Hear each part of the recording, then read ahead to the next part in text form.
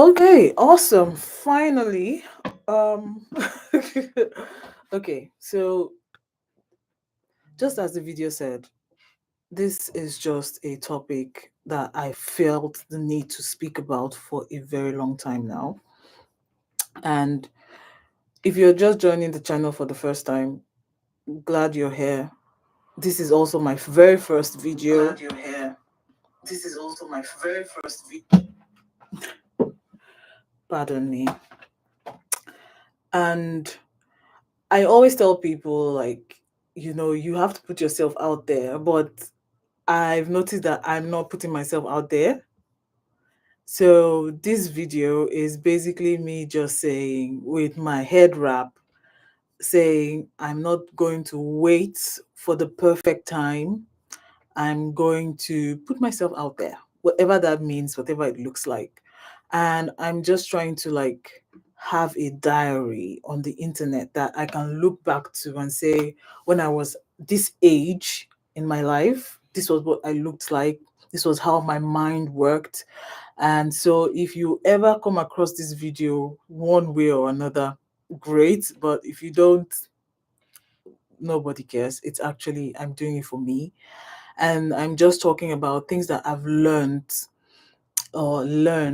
in life so far. I'm in my third decade on earth, and there are some things that I've seen to be true, some things that I've seen to be false. And today, one of those things that I would want to talk about, just to remind myself in the future, is that I need to stop letting shame keep me from charging how much I'm worth financially, right?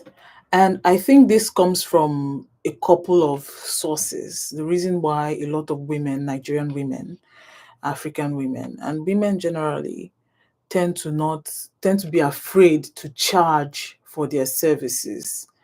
First of all, there's a cultural side of things. As a Nigerian woman, you are taught that you need to serve quietly, you don't need to demand things. If you tend to be demanding, people think you're proud. So we tend to want to be humble.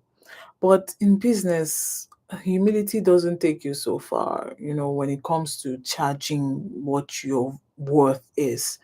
For someone like me, I'm rounding up a PhD. I've given over a decade of my life to formal education and almost an equal amount to personal education. So imagine being humble in charging what you're worth when it comes to the business space.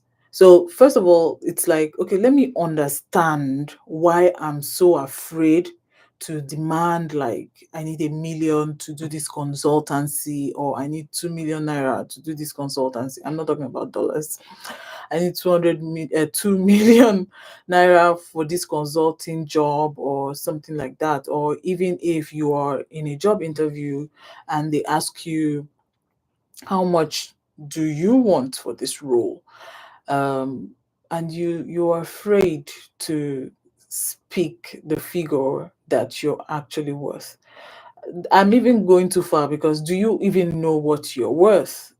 A lot of Nigerian women, we've been talked down to, from home. Not everybody, but from home, you've been made to feel like you always have to be subservient to your parents, to your elderly siblings, to extended family members that are older than you, and you've come to also expect that from younger siblings and younger extended family members. And even in the workplace, you expect that people that you're older than age wise shouldn't have certain expectations of you.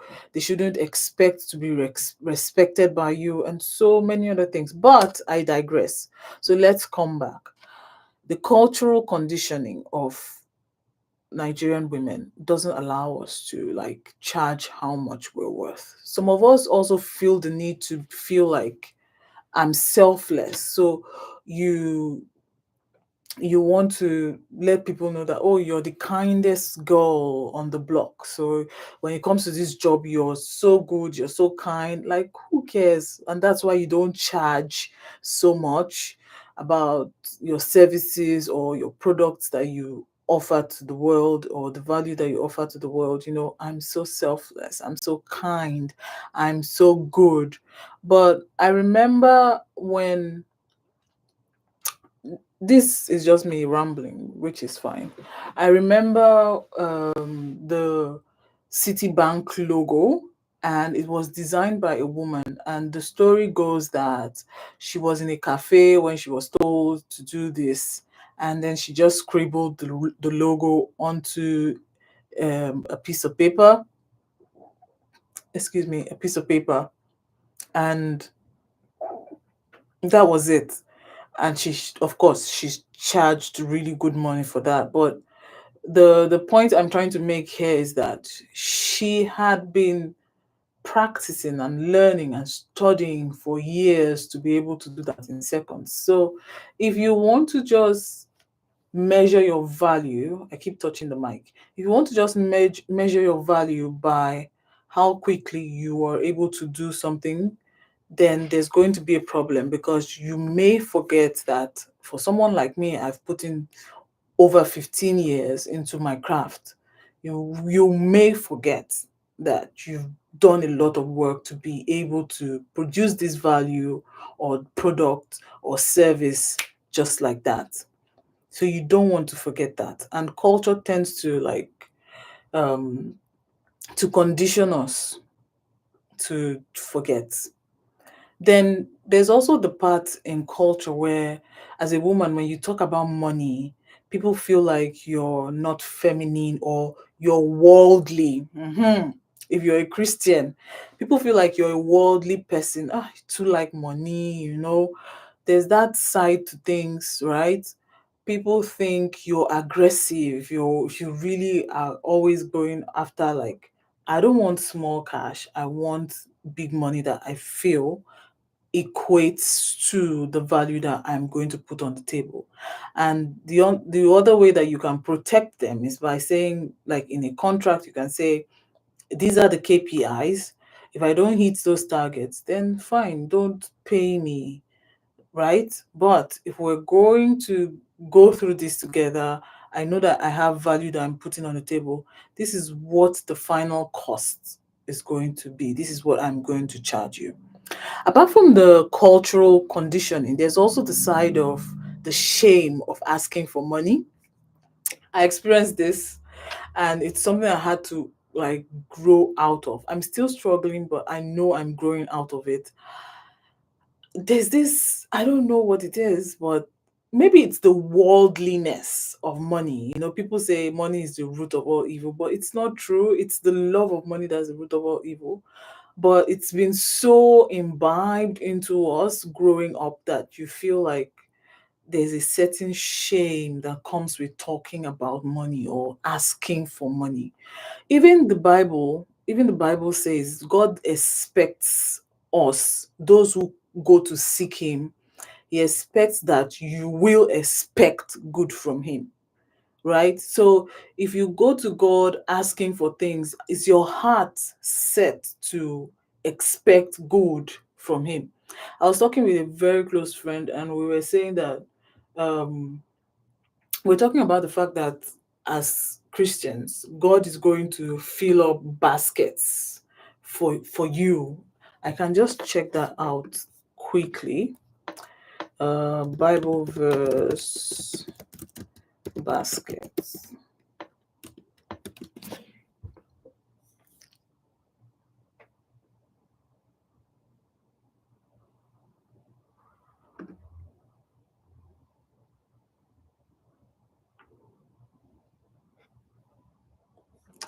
Well, it's so I can't find it right now, but Paul was. Oh, I said Paul. I can't remember what verse it was, but there was this talk of filling the baskets with blessings. So, do you even have a basket that God is going to fill up? Have you created a basket. You're just talking about, oh, I'm going to be good and I expect that good is going to happen to me. It doesn't work. It doesn't work like that.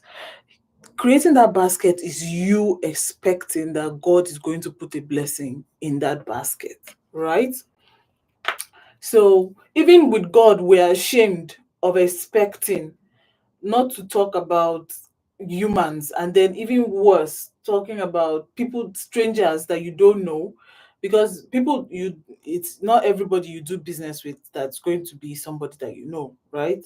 So we have been raised as women to just be ashamed of asking. We feel guilty when we talk about skills. you know we feel guilty when we don't have an office space or we don't have a big team to charge very well, you know. And there's something called solo enterprise. So you can be a solo enterprise, uh, you can be a sole enterprise, you can be an entrepreneurship. Usually begins with just one person, although in the tech world, it's a bit different, where you expect that you have a co-founder, blah blah blah blah blah. But it's not like a set in stone requirements. So you have to believe that whether it's just me in my room with my laptop, with my internet, I am worth $100 million, versus if it's someone who, has a team, has one big office, because I know, I keep touching the mic, because I know what value I'm putting on the table. That's good enough, right? That should be good enough. So we need to come to that space where we accept that I am great. And also, you know, some of us are, internally, we have this conflict that, am I, do they see me, do the people I'm about to work with, do they see me as being good? And how does that work well with being paid well? So our culture doesn't let things. I've read stories on Twitter where people talk about how the cars they drive, all of those things affect whether you get a job or you don't get a job. And truly, sorry about that, but it happens. I need to turn this thing around. It happens, but you have to believe that you're somebody that has value. I don't know how else to explain it. So that internal conflict that you feel about, do they see me as good, or good enough or great, versus am I worthy of being paid well? So you have that internal conflict with yourself. You have to decide that, yes, I look good enough to be paid well. I mean, I'm talking to you guys in the head wrap. I'm good enough to be paid well, right? And that's enough. That's enough. You don't need to be afraid that people are going to say you're greedy, or people will say you're proud, or people will say you're ungrateful. So, number one, the culture has conditioned us.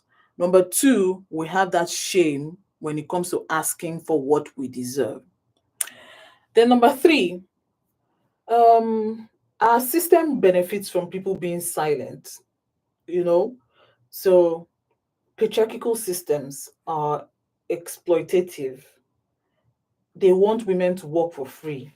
They want women to work for cheap, because you're a woman.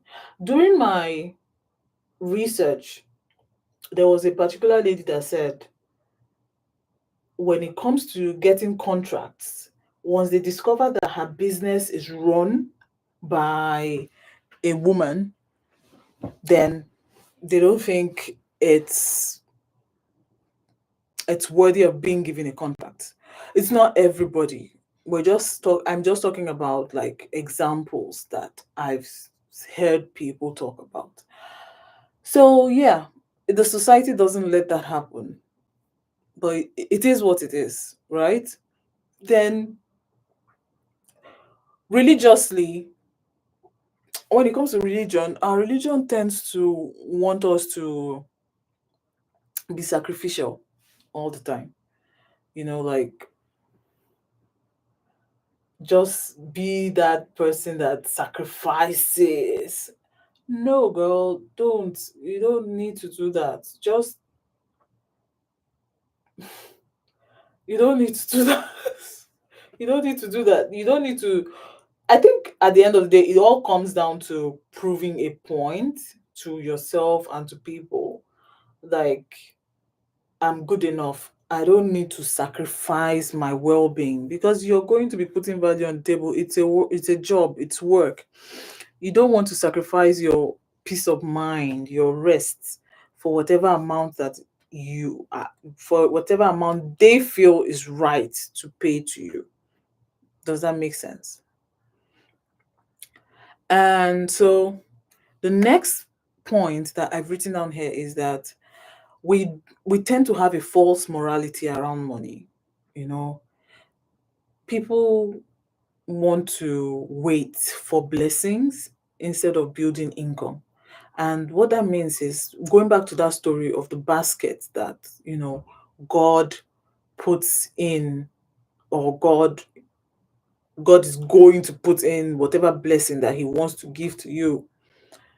You know, that is definitely us creating channels to get an income and not waiting for blessings. Because if you pray and you don't have a system, which is the basket, how then will God answer your prayer? Because God needs to answer. God always uses people and to answer prayer, especially when it comes to money or finance or income or things like that. So who is telling you that you shouldn't have your basket ready?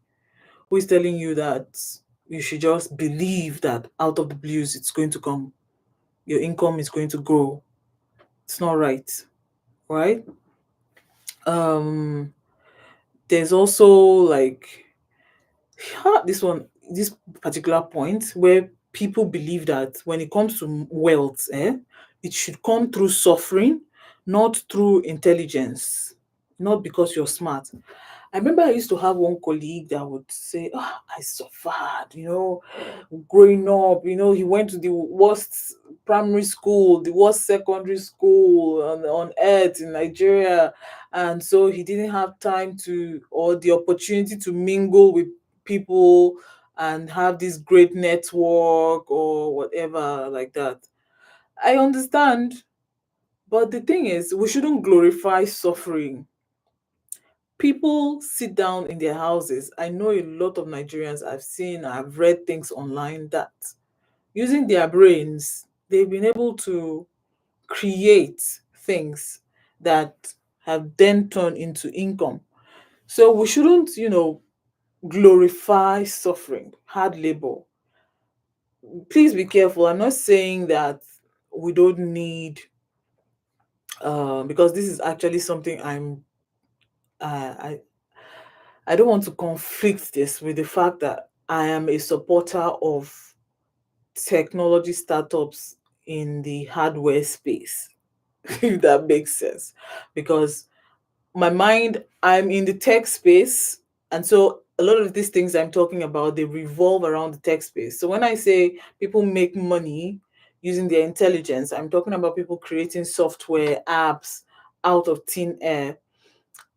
So that's why I'm trying to say, yes, that happens, but we shouldn't negate the fact that a country like ours, Nigeria, does need infrastructural development, which is actual like hard work with tangible things. We need to touch metal. It's not just about brain work. It's not just about writing an app or code. We actually need that.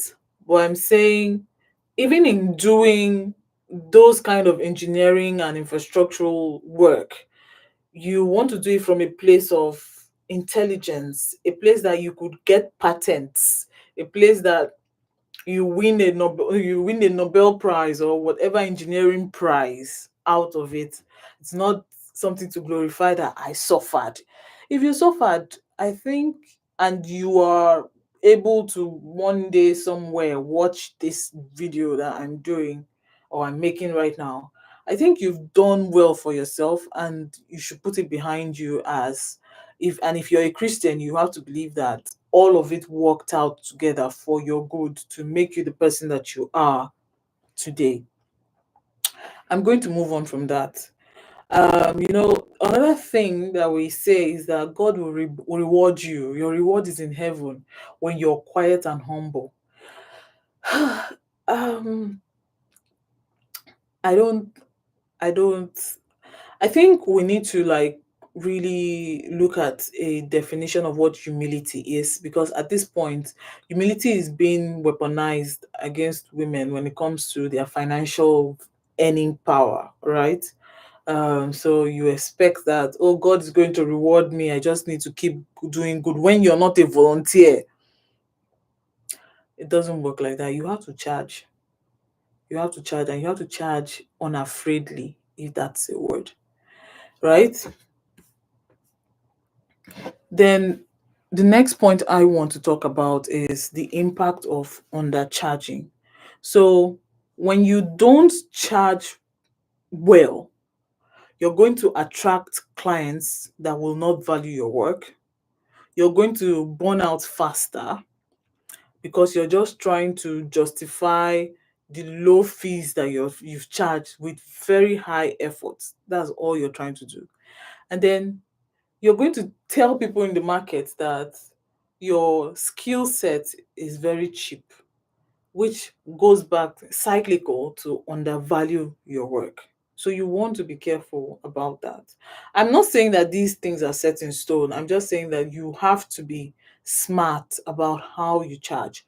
Of course, there are a lot of other factors that go into charging, but in this video, we're just talking about how you, as a person, as a woman, evaluates things because of the kind of environment that you've grown up in. Right? So you have to reframe what it means to charge uh, your value, right? You're charging your value, not, and you're not arrogant. It just means that this is what I'm worth. It is not arrogance. I'm worth this amount of money.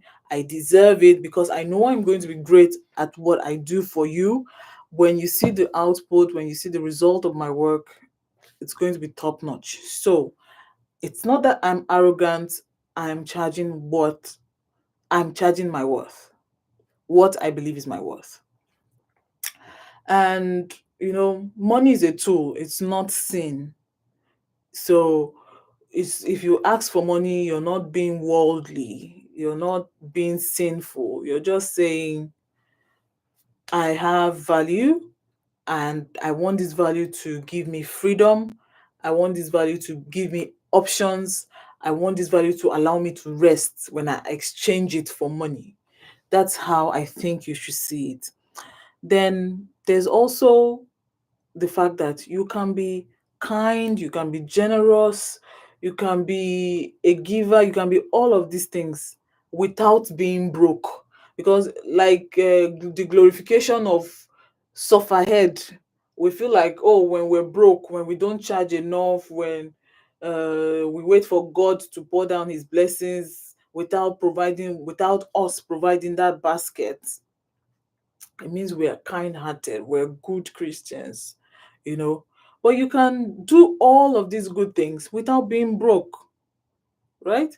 So remember, shame is a mask, and the shame of asking money means you're afraid of being told no, you're afraid of being misunderstood, you're afraid that people will not like you. But the truth is that if you continue to stay small, it won't protect you. What it does is it will just delay your breakthrough financially. So I hope this video was helpful. um it was helpful for me because that's the whole goal. These videos are for me. I want to be able to remind myself of the reasons why I should charge more. Thanks for watching. If you feel like this was informative, please feel free to subscribe to the channel. And thank you, and bye bye.